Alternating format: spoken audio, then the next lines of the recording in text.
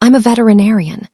I've spent 12 years of my life studying animal medicine, building my practice, and dedicating myself to helping creatures who can't speak for themselves.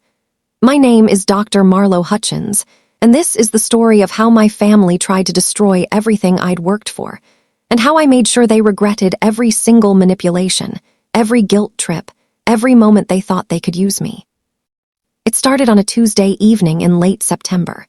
I was finishing up my rounds at Cedarbrook Animal Hospital, the clinic I'd opened 3 years ago after leaving a corporate veterinary chain where I'd felt like just another cog in a profit-driven machine. I'd poured my life savings, my energy, and my dreams into this place. The walls were painted a calming sage green. The examination rooms smelled like lavender instead of harsh disinfectant. Every decision, from the comfortable waiting room, chairs to the fear-free handling protocols, reflected my vision of what veterinary medicine should be. My phone buzzed with my mother's name flashing across the screen. Diane Hutchins. I should have let it go to voicemail. I should have learned by now that calls from my mother after 6 p.m. always came with strings attached. "Marlowe, sweetheart, I need to talk to you about something important," she said, her voice carrying that particular tone that always preceded an ask. Not a request, an expectation disguised as a favor, wrapped in the tissue paper of maternal affection. "What's going on, Mom?" I tucked the phone between my ear and shoulder while I finished updating a patient chart for a diabetic cat named Minerva. "Well, your father and I have been planning this Mediterranean cruise for months. You remember, don't you? We told you about it at Easter." I vaguely recalled something mentioned between bites of honey-glazed ham and discussions about my brother's new Tesla, the one he wouldn't stop photographing for his Instagram. "Sure, the cruise. That sounds nice. You two deserve a vacation. The thing is, your sister Portia's dog, Wellington, isn't doing well. He's 16 now, and you know how she adores him. She got him right after her divorce, and he's been her rock through everything. She's absolutely devastated, but she can't cancel her remote work assignment in Singapore. It's a career-making opportunity with her firm. They're opening a new office, and she's been chosen to lead the transition team." My stomach tightened. I knew where this was going. I'd seen this movie before, and I always ended up playing the role of the family member who sacrificed everything while everyone else got to pursue their dreams. "We need you to take Wellington for the 7 weeks we'll be gone. You're a vet, after all. You're the perfect person to care for him in his final days. Who better than someone with your expertise?" 7 weeks, 49 days, with a dying dog that wasn't mine, while running a practice that demanded 60-hour weeks minimum, sometimes pushing 70 when emergencies came in. "Mom, I can't. My clinic is insanely busy right now. We're heading into fall, which means outdoor cats getting into fights, dogs eating things they shouldn't, the annual vaccination rush. I have 3 complex surgeries scheduled next week alone, a cranial cruciate repair, a dental with multiple extractions, and a mass removal that's going to take hours. I can't just—" "Marlowe," her voice hardened, dropping the honey-sweet tone like a mask sliding off. "This is family. Wellington is family. Your sister is counting on you. We're all counting on you. Unless you're saying your job is more important than being there for the people who raised you, who sacrificed everything to put you through 8 years of expensive education." There it was, the guilt card. Classic Diane Hutchins, played with the precision of a woman who'd been manipulating her children for decades. "I have staff to manage, appointments booked months in advance, clients who depend on me." "You have veterinary techs, don't you? And that practice manager you hired last year, what's her name? Delegate. That's what good leaders do. That's what successful people do. We're leaving Saturday morning at dawn to catch our flight from Philadelphia, and Portia drops Wellington off Friday night. I've already told her you agreed. She's so relieved, Marlowe. She was crying tears of joy that her sister would step up when she needed her most." My jaw clenched so hard I thought I might crack a molar. "You told her I agreed before even asking me." "Well, I knew you'd do the right thing. You're not selfish like that. I raised you better. You've always been the responsible one, the one who thinks of others. Not like your brother. Desmond wouldn't know responsibility if it bit him on his overpriced designer loafers." And there it was. Agree or be labeled the selfish daughter who abandoned her family in their time of need.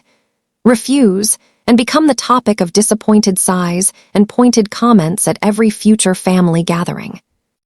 I squeezed my eyes shut, feeling the tension headache starting to build behind my temples. What's actually wrong with Wellington? What's his prognosis? Advanced kidney disease. Stage 4, I think the vet said. He might have a few weeks, maybe a couple months if he's lucky. He needs medications every 6 hours around the clock, a very special diet that costs a fortune, and possibly those subcutaneous fluids. You know, the ones you give under the skin. But that's easy for you, right? You do this every day. It's like asking a chef to boil water. Easy? Nothing about this was easy. Nothing about managing end-stage renal failure was simple, especially in a geriatric dog who probably had multiple other conditions complicating everything. Mom, every 6 hours means. I know what it means. I'm not stupid, Marlowe. It means you'll have to wake up during the night. But you're young, you can handle a little sleep deprivation. When you were a baby, I didn't sleep for 18 months straight. This is just 7 weeks. The comparison was absurd, but arguing would only make things worse. Fine, I heard myself say, the word tasting like ash in my mouth. I'll take him. Oh, wonderful. I knew we could count on you. You're such a good daughter, Marlowe, such a caring soul. This is why you became a veterinarian, isn't it? Because you love animals so much. Not like your brother. He's absolutely useless in situations like these. All he cares about is his portfolio and his gym membership. Of course, my brother Desmond wasn't being asked. He worked in finance for some investment firm, made 3 times my salary despite working fewer hours, lived in a penthouse apartment in Manhattan, and somehow caring for a dying animal during his parents' 7-week vacation was beneath him. But I, with my demanding career and my own responsibilities, was expected to drop everything. I need to go, Mom. I have 2 more patients to check before I can close up for the night. Of course, dear. Work hard. We're so proud of you and your little clinic. My little clinic that employed 8 people and served over 2,000 active patients. Friday night arrived with autumn rain pelting my windows, the kind of cold, persistent drizzle that made everything feel gray and hopeless. Portia showed up at 8 p.m., 2 hours later than promised, designer luggage already loaded in her Mercedes for her early morning flight. Wellington was a Bernese Mountain Dog who'd once weighed a robust 90 pounds, a magnificent specimen of the breed with the classic tricolor coat. The creature Portia carried through my door weighed maybe 50 pounds at best. His once glossy coat was dull and patchy, thinning in places where the skin showed through pink and fragile. His eyes were clouded with cataracts, the once bright brown now a milky gray. He trembled constantly, his muscles twitching with what I recognized immediately as uremic tremors. "Oh, Marley, thank God you're doing this," Portia said, using the nickname I'd hated since childhood when she couldn't pronounce my full name and it had stuck like gum on a shoe. She set Wellington down on my hardwood floor with less care than she'd use for a bag of groceries, and he immediately collapsed onto his side, too weak to stand. But leaving him with me for 7 weeks while you pursue your career isn't cruel, while Mom and Dad sail around the Mediterranean sipping champagne. She blinked, as if genuinely confused by my tone, her perfectly microbladed eyebrows drawing together. "You're a veterinarian. This is literally what you do. This is your whole thing, taking care of sick animals. Plus, you don't have kids or a husband, so you have way more time than I do. I have to maintain my professional image, network with clients, attend corporate events. You just work with animals." The casual dismissal of my life and career stung like alcohol on an open wound, but I'd grown used to it. In my family's eyes, because I wasn't married or a mother, because I'd chosen career over traditional family, my time had less value. My accomplishments were diminished. My life was somehow less full, less meaningful. Portia handed me a crumpled paper covered in her looping handwriting, some parts crossed out and rewritten, ink smudged in places. "He gets these pills at 6 a.m., noon, 6 p.m., and midnight. Don't be late. He gets anxious if his schedule is off. The kidney support supplement is twice daily with food, assuming he'll eat. He needs the special renal diet. I brought 3 bags, but you'll need to order more from Prestige Pet Foods." They're the only company that makes the exact formulation his previous vet recommended. It's expensive, like $40 a bag, but obviously that's not a problem for you. Obviously, because veterinarians were rich, right? Never mind my six-figure student loans or the business loan I was still paying off. Oh, and he might need subcutaneous fluids, she continued, barely pausing for breath. You know how to do that, right? His vet showed me once, but it looked really complicated. Something about a needle and a bag. I figured you'd just know. Yes, Portia, I'm a veterinarian. Subcutaneous fluid administration is basic nursing care. Great, perfect. I've also written down his quirks, and he has a lot of them. Wellington is very particular. He only drinks from ceramic bowls, never metal. Something about the taste, maybe? I don't know. He likes his bed positioned facing east. Something about the sunrise comforts him, or at least that's what the animal behaviorist said when I took him to that expensive specialist 3 years ago. He needs exactly 3 minutes of gentle brushing before bed, timed on a clock, or he won't settle down for the night. And he absolutely cannot tolerate other animals in his space, so you'll need to keep him completely separated from your cat. Maybe put your cat in a bedroom or something. My cat, Pemberton, who'd been with me for 8 years, who slept on my bed every night, who'd never been aggressive toward another animal in his life. My cat, who would now be displaced in his own home. Anything else? I asked, my voice flat and exhausted already, and this nightmare hadn't even truly begun. Just love him like I do. He's my baby, Marley, my absolute world, my everything. I don't know what I'll do when he finally passes. It'll destroy me. Yet she was leaving him with me for 7 weeks while she built her career in Singapore. And our parents jetted around the Mediterranean on a cruise that cost more than most people's annual salary. After Portia left in a cloud of expensive perfume and hollow promises to check in soon, I sat on the floor next to Wellington. He lifted his head slightly, using what seemed like all his remaining strength, his cloudy eyes trying to focus on me. Up close, I could see the yellow tinge to his gums, the sunken appearance of his face, the way each breath seemed labored. I ran my hand gently over his head, feeling the prominent bones beneath his thin coat, the skull more prominent than it should ever be. I'm sorry, buddy, I whispered. You deserve so much better than this. You deserve people who will make hard decisions out of love, not people who will prolong your suffering out of guilt. The first week was absolutely brutal, worse than anything I'd experienced during my veterinary training, worse than my internship, where I regularly worked 30-hour shifts. Wellington's medication schedule meant I was setting alarms throughout the night. My phone became a constant reminder of duty and exhaustion. The midnight dose alone required me to wake up from whatever shallow sleep I'd managed to fall into, stumble downstairs in my pajamas, prepare his pills with the tiny amount of food he'd actually eat, usually about a tablespoon of the special renal diet mixed with some low-sodium chicken broth I made myself, then sit with him for 20 to 30 minutes to ensure he kept it down. He vomited frequently, sometimes within minutes of taking his medication. Each time, I'd have to clean it up, comfort him, wait another 30 minutes, and try again with a reduced dose. The vet guidelines said if a patient vomited within 30 minutes of medication, you should redose. But Wellington vomited so often that I was constantly calculating partial doses, trying to figure out how much actually made it into his system. My clinic suffered immediately. I was late to work 3 days in a row, arriving disheveled and exhausted, my hair barely brushed, wearing scrubs that I'd grabbed from a clean laundry basket because I didn't have the energy to properly put away clothes anymore. I had to cancel a complex orthopedic surgery, a cranial cruciate repair on a young Labrador who'd torn her ligament chasing squirrels, because I'd gotten only 4 hours of sleep and didn't trust myself with a scalpel. The owner was understanding, but I could see the disappointment in her face, the frustration that her dog's pain relief was being postponed.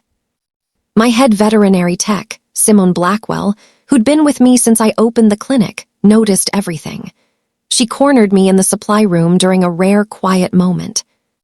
"Dr. Hutchins, are you okay?" she asked, her dark eyes filled with concern. "You seem exhausted, more than exhausted. You seem like you're barely holding it together." I explained the situation. The dying dog I'd been manipulated into taking, the 7-week commitment that felt more like a prison sentence, the family pressure that came with expectations but no support. I told her about the medication schedule, the vomiting, the sleepless nights, the constant worry that Wellington was suffering, and I was powerless to do anything meaningful about it. Simone's eyes widened with each detail. 7 weeks, that's almost 2 full months, and they just dumped him on you with no warning, no discussion about whether you could actually handle this. They didn't dump him. They asked, and I agreed. Even to my own ears, it sounded weak, the excuse of someone who knew they'd been manipulated but couldn't admit it. Did you agree, or were you manipulated into agreeing? Because from where I'm standing, it sounds like your family saw a free veterinary hospice service and jumped at the chance. I didn't answer, because we both knew the truth. By week 2, Wellington had deteriorated significantly. His kidney values, which I'd checked at my clinic using our in-house laboratory equipment, were catastrophic. His creatinine was over 9, when normal should be under 1.4. His bun was in the triple digits. He was profoundly uremic, his body essentially poisoning itself because his kidneys could no longer filter waste products from his blood. He'd stopped eating entirely, turning his head away from even the most tempting foods. I tried everything: rotisserie chicken, low-sodium deli turkey, baby food, tuna water, anything to tempt his appetite. Nothing worked. I had to syringe feed him a slurry every few hours, carefully holding his mouth open and slowly dripping the liquid nutrition in, terrified he'd aspirate and develop pneumonia on top of everything else. He cried constantly, a terrible keening sound that echoed through my house at all hours. It wasn't barking or whining. It was the sound of suffering, pure and undiluted, the sound of a creature in pain that couldn't understand why or find relief. I'd hear it while I was in the shower, while I was trying to eat, while I was lying in bed staring at the ceiling, counting down the minutes until the next medication dose. I called my mother on day 12, my hand shaking as I dialed. It was mid-morning her time, probably between their poolside breakfast and their excursion to some ancient ruins. "Mom, Wellington is suffering. His quality of life is gone.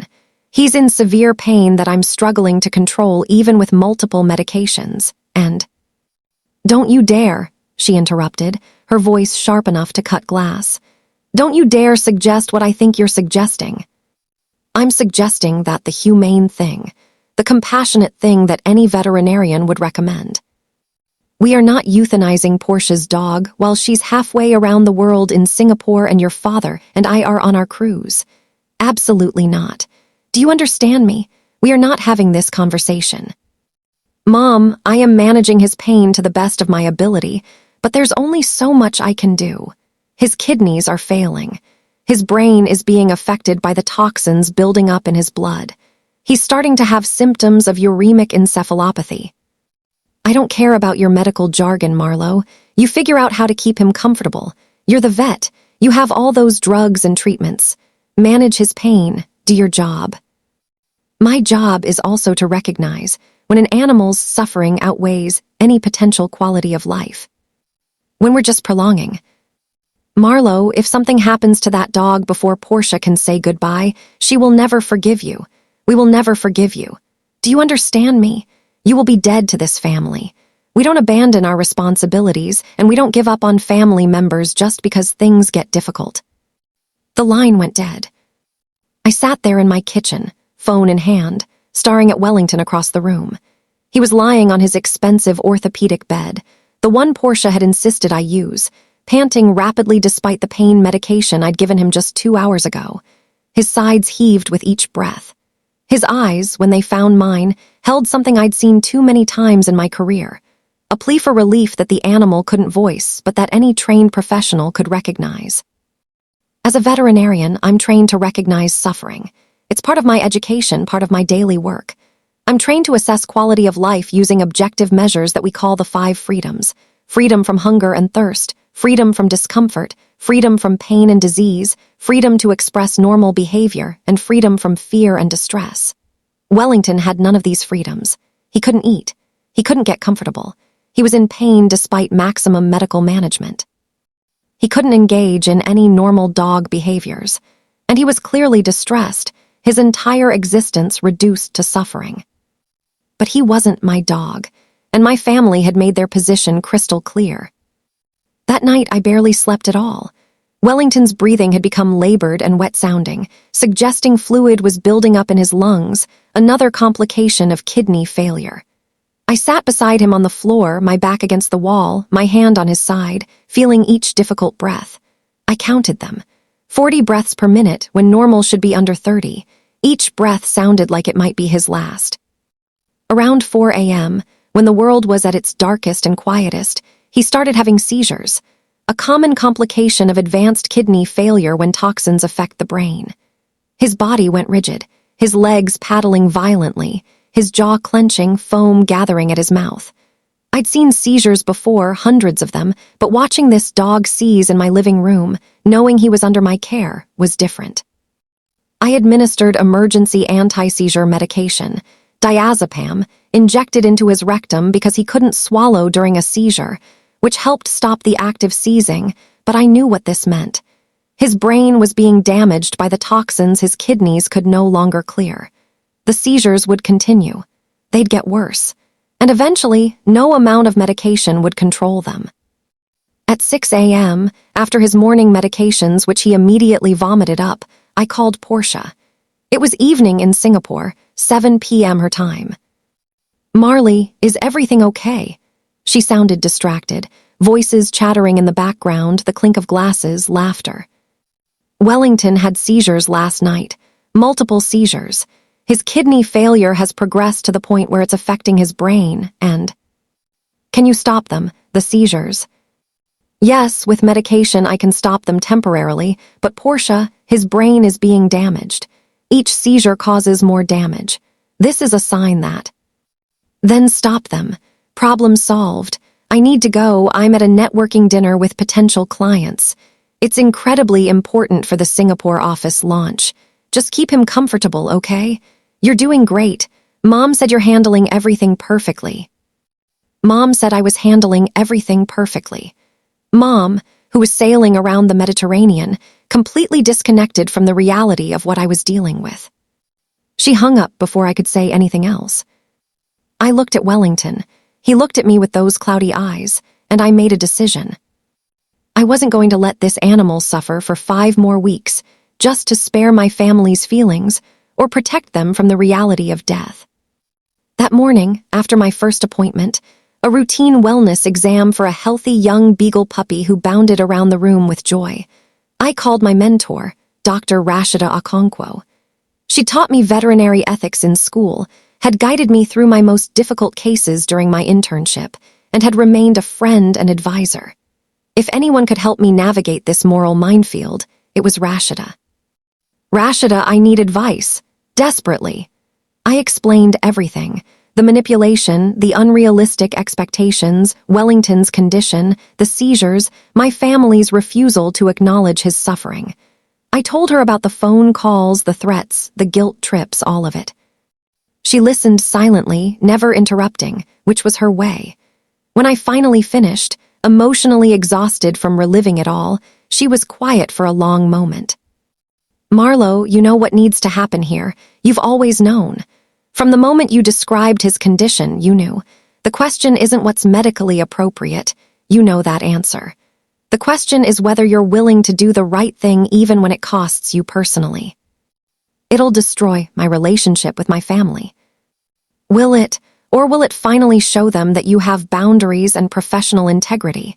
Maybe they need to learn that lesson. Maybe you need to teach it." I spent that weekend agonizing over the decision. Wellington continued seizing despite maximum doses of anti-seizure medication. I'd started him on phenobarbital, adding it to his already lengthy list of medications, but it wasn't working.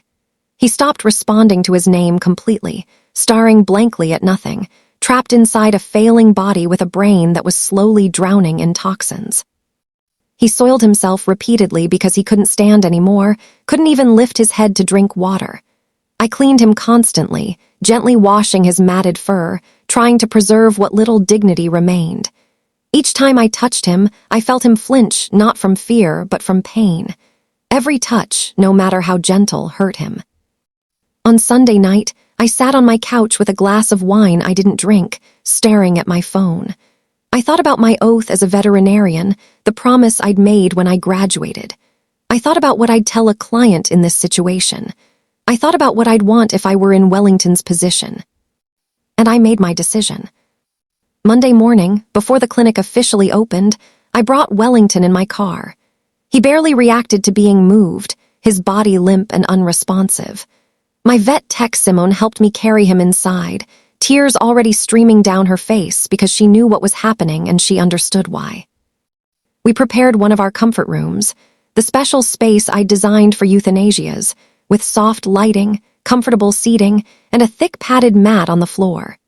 We made Wellington as comfortable as we could, surrounding him with soft blankets, adjusting his position so he wasn't lying on any pressure points. Simone brought in a speaker and played soft classical music, something gentle and peaceful. We lit a lavender-scented candle.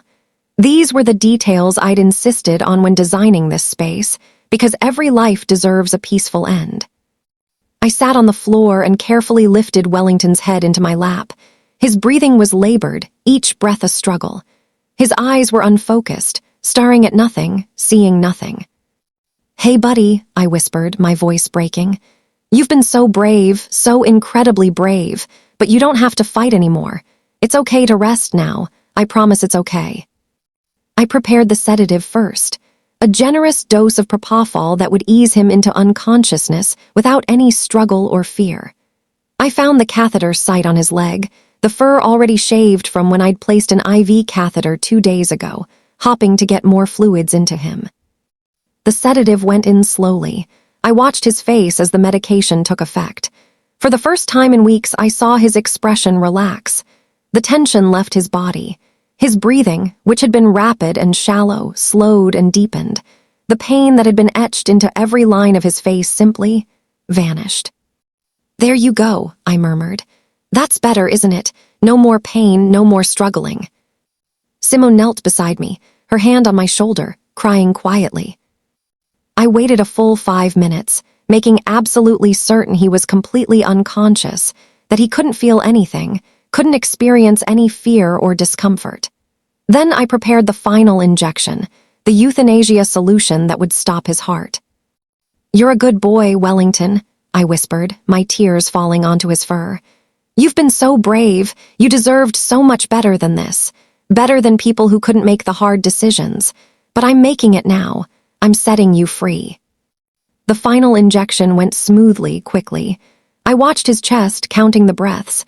They came slower, then slower still, then stopped entirely. I placed my stethoscope on his chest, listening for a heartbeat.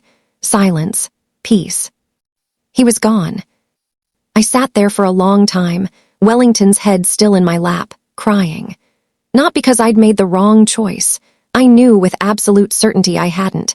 But because I'd been put in this impossible position by people who claimed to love me, who claimed to care about this dog, but who'd valued their own convenience over everything else. Finally, Simone helped me move Wellington's body to our refrigeration unit where we stored patients awaiting cremation.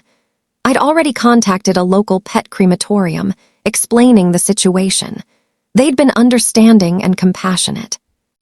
Then I went to my office, closed the door, and made the phone calls. I called Portia first. It was early morning in Singapore, around 7 a.m. her time. "Marley, why are you calling so early? I have a presentation in an hour." "Wellington passed away this morning." Silence, long, stretching silence. Then, "What do you mean passed away, like, naturally?" "I mean he's dead, Portia. I euthanized him." "You what?" Her scream was so loud I had to hold the phone away from my ear. "You killed him, why, dog?" He was suffering. Multiple seizures a day, unable to eat or drink, unable to stand, in severe pain that I couldn't control.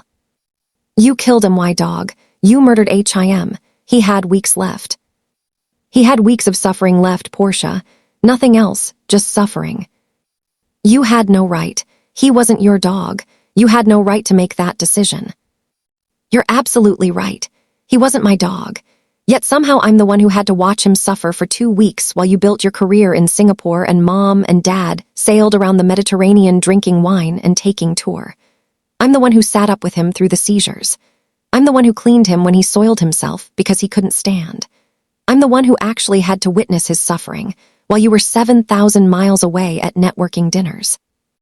I trusted you. We all trusted you. You didn't trust me, Portia. You used me. There's a difference. You used my profession, my expertise, and my inability to say no to family as free hospice care for your dying dog. Mom and Dad are going to hear about this. You're done. You're dead to me. You're dead to this family. Maybe that's for the best. She hung up, but not before I heard her sobbing. Whether from genuine grief or outraged anger, I couldn't tell. 20 minutes later, my mother called. I'd been expecting it. The screaming started immediately, before I could even say hello. You selfish, horrible girl. How could you? How dare you? We trusted you with our precious Wellington and you murdered him. I didn't murder him, Mom. I ended his suffering using my professional medical judgment. Your professional medical judgment?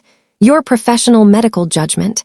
Your job was to keep that dog alive until Portia could say goodbye. That was your only job. No, Mom. My job as a veterinarian is to prevent and alleviate animal suffering. That's literally in my oath. Wellington was suffering tremendously, and I had the ability and the responsibility to end that suffering. He had weeks left. He had weeks of agony left, seizures that would have gotten progressively worse, pain that I couldn't control even with maximum medication, slow starvation because he couldn't eat. That's not life, Mom. That's torture. I don't care. You should have kept him alive. You should have tried harder. I did try, Mom. I tried everything. But there comes a point where trying harder isn't compassionate, it's cruel. Don't you lecture me about compassion. After everything we've done for you, after we paid for your education, supported your dreams, believed in you when you wanted to open that clinic. You mean after you made sure I'd always feel guilty enough to do whatever you wanted? After you made sure I'd never feel like I could say no without being labeled selfish? How dare you? No, Mom. How dare you? How dare all of you? You manipulated me into taking on a responsibility that should have been shared or handled differently. You ignored my professional opinion because it was inconvenient. You prioritized your vacation and Portia's career over the well-being of an animal you claimed to love. And now you're angry at me for doing the ethical thing because it forces you to confront your own selfishness. If that's how you feel, then don't bother coming to Thanksgiving or Christmas. You're not welcome at family gatherings anymore. Good. I'll spend the holidays with people who actually respect me and my expertise.